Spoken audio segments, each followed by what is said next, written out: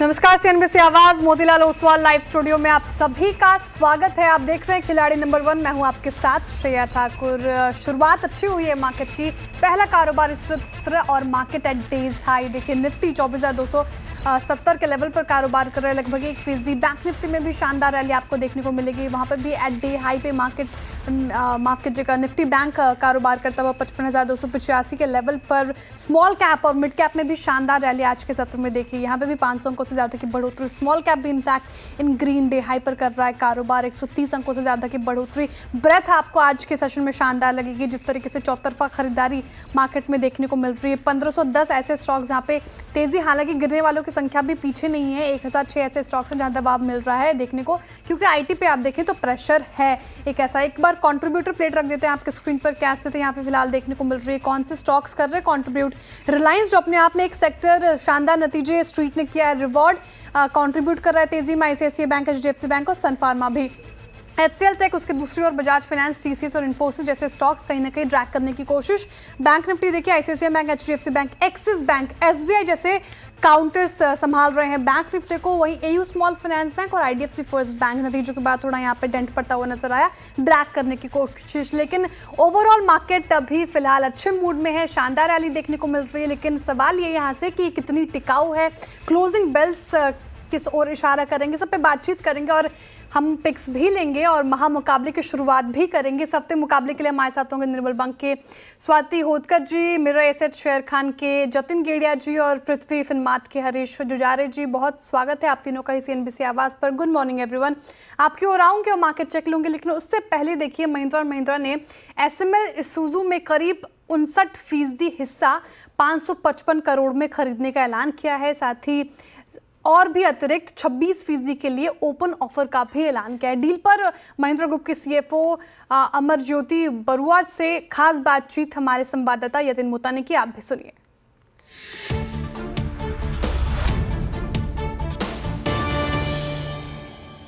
तो महिंद्रा एंड महिंद्रा ने अनाउंस कर दिया है एसएमएल इसूजू का एक्विजिशन, और इसके बारे में ज्यादा बताने के लिए हमारे साथ कंपनी के ग्रुप सीएफओ हैं। Sir, thank you so much for speaking to CNBC Awaaz. इस ट्रांजैक्शन के बारे में बताइए, क्या रैशनल था जिसके कारण आपने ये एक मेजॉरिटी स्टेक एक्वायर करने का डिसीजन लिया एसएमएल इसूजू में? Thank you very much. सबसे पहले तो बोलूँगा कि हमारा हमेशा से एम्बिशन रहा था कि कमर्शियल व्हीकल सेगमेंट में जिस तरह हम लेस देन 3.5 टन सेगमेंट में मार्केट लीडर्स हैं, उस तरह हमें वैसा ही एक एम्बिशन होना चाहिए मोर देन 3.5 टन में भी। ऑफ कोर्स वो एक काफ़ी स्ट्रॉन्ग प्लेयर्स हैं वहाँ पे, तो क्लियरली थोड़ा टाइम लगेगा, लेकिन उसके लिए ऑर्गेनिकली अगर देखते हम वो एम्बिशन रियलाइज करने के लिए तो काफ़ी सालों साल लग जाते हैं। एसएमएल ने एक परफेक्ट अपॉर्चुनिटी दिया कि हम उस सेगमेंट में प्रोडक्ट कम्प्लीमेंटरिटी लेके आए, काफ़ी डिस्ट्रीब्यूशन और नेटवर्क स्ट्रेंथ लेके आए, और ब्रांड रिकग्निशन बहुत स्ट्रांग है। तो वो सब अगर आप कंबाइन करें एक महिंद्रा के साथ, तो हमें लगता है कि इससे काफ़ी ग्रोथ एम्बिशन रियलाइज की जा सकती है, इसीलिए हमने डील किया। जी सर, एक वैल्यूएशन पे एक गेसिंग सरप्राइज आपने दिया लोगों को। प्रॉब्ली अगर एनालिस्ट की रिपोर्ट पढ़ें तो मतलब एक थ्रू अवे वैल्यूएशंस पे आपको एसेट मिला है। डील का जो रैशनल है, ऑब्वियसली सेबी फॉर्मूला की वजह से open offer price is slightly higher, but जो ट्रांजैक्शन पे आपने जो वैल्यूएशन पे इसको खरीदा है, उसके पीछे क्या लॉजिक था? इतने कम वैल्यूएशन पे आपको एसेट मिल गया, क्या कोई आईपी राइट्स इसके साथ अटैच नहीं है? क्या एज एट वेन बेसिस पे आपको प्लान दिया गया?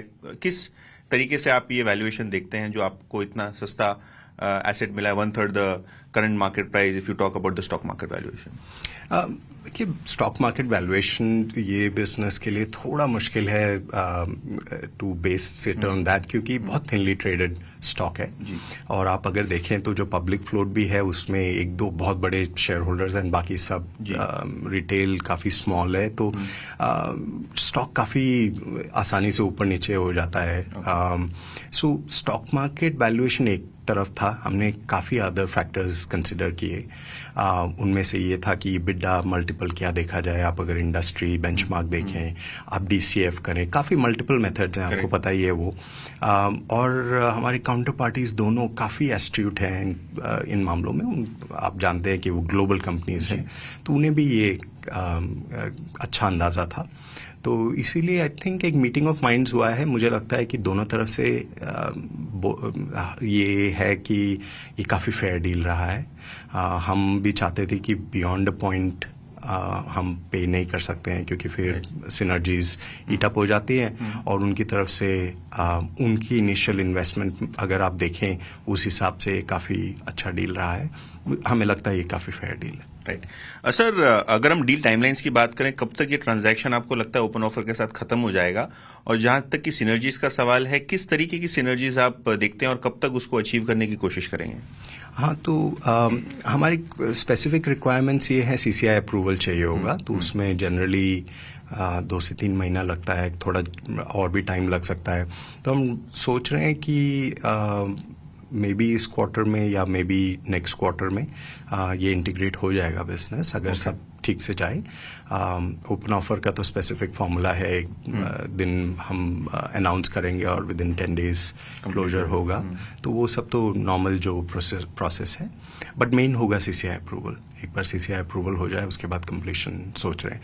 जहाँ तक कि सिनर्जीज का सवाल है, हमारा प्लान है कि पहले 6 से 9 महीने तो हम जस्ट स्टडी करना चाहते हैं, सब समझना चाहते हैं। बहुत स्ट्रॉन्ग ब्रांड है, काफ़ी फ्रूगल है, बहुत बढ़िया मार्जिन्स पे मैनेज करते हैं, तो वो शायद हमारे लिए काफ़ी लर्निंग होगा किस तरह किया जा रहा है। वो सब वो किया जाएगा। और दूसरा नेटवर्क और डिस्ट्रीब्यूशन में काफ़ी फोकस होगा इनिशियली। फिर देखते हैं। ओके, सो 12 महीने में ब्रॉडली आप यहाँ से इंटीग्रेशन की बातें कर सकते हैं। सर, पर्टिकुलरली आप काफ़ी स्ट्रांग हैं 4 व्हीलर लाइट कमर्शियल व्हीकल्स में, वहाँ इलेक्ट्रिफिकेशन आपका काफ़ी अच्छी तरीके से चल रही है, good market share in the light commercial vehicle segment. Trucks and buses segment में क्या आपको लगता है एक पर्टिकुलर मार्केट शेयर आपका बढ़ सकता है इस एक्विजिशन के बाद, स्पेशली क्योंकि ये प्लांट नॉर्थ में है? क्या फोकस ज़्यादा करके आपका नॉर्थ में रहेगा? किस तरीके से आप ये एसेट को देख रहे हैं और पूरा ट्रक्स एंड बसेस बिजनेस को देखते हैं होलिस्टिकली? देखिए, ऐसा है, ऐसे स्पेसिफिक कोई रीजन फोकस नहीं था, बट आपने एक बहुत बढ़िया बात बोली कि इन बसेस में इन पर्टिकुलर सीएनजी और ईवी में एसएमएल हमसे काफ़ी आगे है महिंद्रा से, और सीएनजी में इन पर्टिकुलर बहुत स्ट्रांग है। ईवी अभी लॉन्च करने वाले हैं, उन्होंने शोकेस भी किया है, तो उसके लिए हम काफ़ी एक्साइटेड हैं, क्योंकि वो एक तो पूरे ग्रुप के एम्बिशन के हिसाब से अगर आप देखा जाए तो काफ़ी मैच करता है। ईवीज आपने ठीक जैसे बोला कि काफ़ी हमने फोकस किया है। ऑल्टरनेट फ्यूल्स में अभी ये 2 हमारे फोकस हैं, बाद में देखेंगे और क्या हो सकता है, बट दैट इज़ द। और रीजन ऐसे कोई स्पेसिफिक हमने रीजन टारगेट नहीं किया है। फ्रैंकली उनका जो भी स्ट्रेंथ है वो हम लेवरेज करेंगे, लेकिन द आइडिया इज़ कि उसको कैसे एक्सपांड किया जाए।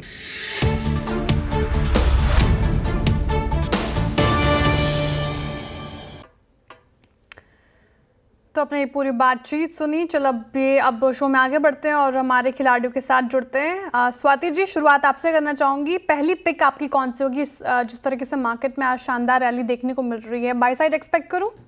यस, डेफिनेटली मार्केट में व्यू पॉजिटिव है। जिस सबसे निफ्टी हम देख रहे हैं 200 डे मूविंग एवरेजेस का काफी स्ट्रॉन्ग सपोर्ट ले रहे हैं, वहां से अपटिक रैली आ रही है। मुझे लगता है ये बाय पिक के तरफ ही मैं जाना चाहूंगी। आज के लिए पहला मेरा बाय कॉल है हिंदुस्तान जिंक पे। करंटली ये 455 के रेंज में ट्रेड हो रहा है। वॉल्यूम्स काफी अच्छे, वेल प्लेस्ड है लार्ज काफी दिनों से। अगर आप इंपॉर्टेंट मूविंग एवरेजेस भी देखते हैं 50-100 के ऊपर ये वेल प्लेस्ड है, हाई टॉप हाई फॉर्मेशन में चल रहा है। मुझे लगता है इसमें पोटेंशियल है कि ये 200 डीएम एक बार टेस्ट करने जाएगा, तो करंट लेवल पे बाय कीजिएगा। स्ट्रिक्ट स्टॉप लॉस रखिएगा 440 का डाउन साइड। अपसाइड में मैं टारगेट देख रही हूँ 485 टू 490 के रेंज में। हिंजिक रिजल्ट भी शानदार और पोटेंशियल दिख रहा है इसमें। स्वाति जी को बाय साइड की कॉल आती हुई नजर आ रही है। 456 पे कर रहा है कारोबार। 450 का आपको लगाना है स्टॉप लॉस और 485 का टारगेट एक्सपेक्ट कर सकते हैं हिंजिंग से। आप चलते हैं जतिन जी के पास। जतिन जी, आपकी पहली पसंद क्या होगी? कौन सा स्टॉक आपने चुना है? मेरा भी एक लॉन्ग साइड की तरफ का ट्रेड होगा, वो होगा जेएसडब्ल्यू इंफ्रा में। हमने देखा है कि लास्ट वीक में एक थोड़ा करेक्शन आया था, 40 दिनों का एवरेज पे सपोर्ट लिया है। Next leg of the up move start हो रहा है, तो जेएसडब्ल्यू इंफ्रा लॉन्ग करने की सलाह रहेगी। 297 का स्टॉप लॉस रहेगा और 323 के टारगेट्स रहेंगे। 297 का स्टॉप लॉस आपको जेएसडब्ल्यू इंफ्रा में लगाना है। निचले स्तरों से ठीक रिकवरी इसमें देखने को मिल रही है। 304 पर कर रहा है कारोबार और साथ ही टारगेट अभी आपके स्क्रीन पर आएगा। बाय साइड के ट्रेड जेएसडब्ल्यू इंफ्रा पर जतिन जी की तरफ से 328 का टारगेट आप एक्सपेक्ट कर सकते हैं फिलहाल जेएसडब्ल्यू इंफ्रा से। हरीश जी, आप बताइए आपकी पहली पसंद बाय साइड ओनली, जिस तरीके से मार्केट में रैली है? बिल्कुल, मेरा भी बाई साइड का ही कॉल रहेगा और मेरा कॉल है पॉली मेडिक्योर में। अगर पॉली मेडिक्योर का ओवरऑल चार्ट देखते हैं तो ब्रॉडर पर्सपेक्टिव से एक फॉलिंग वेज का ब्रेकआउट दिया है और कुछ दिनों से लास्ट 3-4 डेज से 200 डे मूविंग एवरेज के ऊपर कंसोलिडेट कर रहा है। तो और उसके बीच में वॉल्यूम्स का ग्रोथ अच्छा खासा हुआ था। मुझे लग रहा है कि पॉली मेडिक्योर एक अच्छा बाइक का बेट रहेगा करंट लेवल्स पे। टारगेट्स रहेंगे 2850 और स्टॉप लॉस रहेगा 2450। 2450 2450 का पॉली मेडिक्योर यहाँ पे लगाना है। स्टॉप लॉस आपको शानदार रैली अभी फिलहाल देखने को मिल रही है, ऑलमोस्ट डे हाई पर कर रहा है कारोबार और 2850 का टारगेट एक्सपेक्ट कर सकते हैं पॉली मेडिक्योर में। हरीश जी की बाय साइड के पिक, दूसरी पिक क्या होगी लगे हाथ वो भी बता दीजिए हरीश जी। दूसरा पिक है के फिनटेक में। अगर के फिनटेक के चार्ट देखें तो एक इनवर्स चैनल्स का पैटर्न बना है और मुझे लग रहा है कि कुछ दिनों से वॉल्यूम ग्रोथ भी शानदार है और आज के दिन में अगर हाफ डे के सेशन में भी वॉल्यूम ग्रोथ अच्छे से है तो करंट लेवल से बाय करना चाहिए के फिनटेक। ओके हरीश जी माफी चाहूंगी, केफिन आप ले नहीं सकते, ये हमारे बैन लिस्ट में है। कोई दूसरा स्टॉक अगर आपने चुना हो या फिर थोड़ा सा समय चाह रहे हैं आप तो मैं दूसरे खिलाड़ी की तरफ जा सकती हूँ। हाँ, मुझे 2 मिनट का टाइम दीजिए अभी। ठीक है, बिल्कुल बिल्कुल हरीश जी। जतिन जी आप बताइए दूसरी पिक क्या होगी आपकी? जेएसडब्ल्यू इंफ्रा तो हमने पिक किया। दूसरी पिक मेरी चोला फाइनेंस में होगी। तो चोला फाइनेंस में हमने देखा है कि एक रनअप के बाद लास्ट वीक हमने एक करेक्शन देखा, 20 डे एवरेज पे आके लेके सपोर्ट लेके बाइंग इंटरेस्ट दिखा रहा है। हमें लगता है कि एक अच्छी खासी रैली ऑन दी अपसाइड देखने मिल सकती है। तो चोला फाइनेंस लॉन्ग करके चले, स्टॉप लॉस रखना होगा 1520 का और ऊपर में टारगेट रहेंगे 1625 के।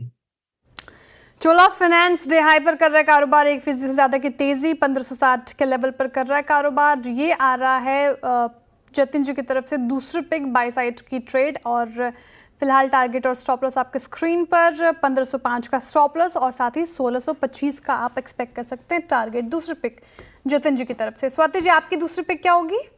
यस, मेरी दूसरी पिक के पहले मैं एक रेक्टिफाई करना चाहूंगी। हिंसिंग पे मैंने स्टॉप लॉस बोला है 440 का, सिंस आप फ्लैश करे 450 modify edit to 450। Thank you. Second pick मेरी बाय कॉल है जो कि है नाइका पे। नाइका 194 के रेंज में चल रहा है। तो इंटरेस्टिंग पैटर्न है, इसमें एक फ्लैट पैटर्न फॉर्मेशन बन रहा है डेली चार्ट्स में। It's on the verge of the breakout. Important moving averages के ऊपर सब वेल प्लेस्ड 50, 100, 200 डीएम है। मुझे लगता है ऐसे कंसोलिडेशन पैटर्न का अच्छा खासा हमें ब्रेकआउट देखने मिलेगा एंड 210, 215 के टारगेट्स में देख रही हूँ। तो करंट लेवल पे बाय कीजिएगा। 187 का स्टॉप लॉस रखिएगा for a target of 210 to 215। 210 to 215 ये टारगेट एक्सपेक्ट कर सकती है। नाइका से 187 का आपको स्टॉप लॉस लगाना है। 187 का स्टॉप लॉस, 210 का टारगेट एक्सपेक्ट कर सकते हैं नाइका से। फिलहाल ये दूसरी पिक स्वाति जी की तरफ से। हरीश जी दूसरी पिक क्या होगी आपकी अब? मेरा दूसरा पिक रहेगा बीएससी में। बीएससी में अगर देखा जाए तो कुछ दिनों के साथ कंसोलिडेशन में है लेकिन प्रीवियस हाई के ऊपर टिक रहा है कंटिन्यूअसली। तो मुझे लग रहा है कि बीएससी एक बाय कॉल होना चाहिए, करंट लेवल से बाय करना चाहिए और टारगेट्स रहेंगे 1600 का और स्टॉप लॉस रहेगा 6200। ओके, बीएससी इस पूरे स्पेस में शानदार रैली में पिछले कुछ सत्रों से देखी है, आज भी स्ट्रॉन्ग मूव दिखा रहा है। बीएससी ऑलमोस्ट 6453 के लेवल पर, 434 के लेवल पर कर रहा है कारोबार। 6900 का टारगेट आप एक्सपेक्ट कर सकते हैं बीएससी से, वहीं 6200 का लगाना है आपको स्टॉप लॉस। जी एक बार दोबारा, ठीक है। तीसरी पिक बता दीजिए हरीश जी, तीसरी पिक क्या होगी आपकी? मेरा तीसरा पिक रहेगा सिप्ला में। सिप्ला में भी देखा जाए तो एक लॉन्ग कंसोलिडेशन में था और स्टॉक प्राइस थोड़ा जो रेंज के बाहर निकल रहा है। तो मुझे लग रहा है कि सिप्ला एक गुड बाय रहेगा करंट लेवल्स पे और टारगेट्स रहेंगे 1640 का और स्टॉप लॉस रहेगा 1510 का। सिप्ला डे हाई पर कर रहा है कारोबार, लगभग इसमें आप देखिए 1.5% की तेजी। ये तीसरी पिक भी बाय साइड की तरफ से आती हुई, हरीश जी की तरफ से बाय साइड के लिए आती हुई और टारगेट आप 1640 एक्सपेक्ट कर सकते हैं सिप्ला से। स्टॉप लॉस ध्यान रखिए आपको 1510 का लगाकर चलना है। जतिन जी तीसरी पिक आपकी?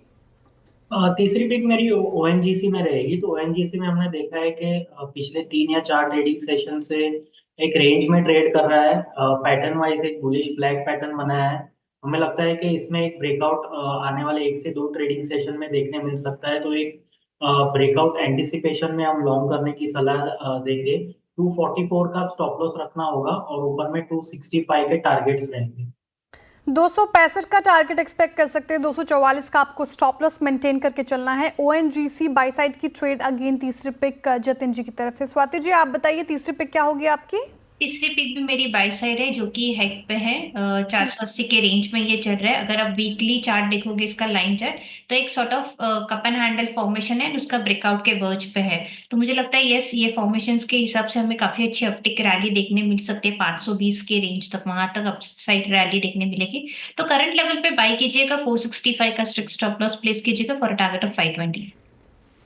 हैग में शानदार रैली एक्सपेक्टेड है और अभी भी फिलहाल देखिए डे हाई पर ही कारोबार कर रहा है 480 के लेवल पर। 520 का टारगेट एक्सपेक्ट कर सकते हैं, साथ ही आपको 465 का लगाना है स्टॉप लॉस। तो तीनों पिक हो गए हमारे खिलाड़ियों की तरफ से। चलिए इसी चुला इन्वेस्ट के मैनेजमेंट से बातचीत करने की। और देखिए चौथी तिमाही में कंपनी की नंबर्स काफ़ी ज़्यादा अच्छे लगे हैं। रेवेन्यू 30% बढ़ी, वहीं मुनाफे में प्रॉफिट में बात करें तो 18% की ग्रोथ देखने को मिल रही है।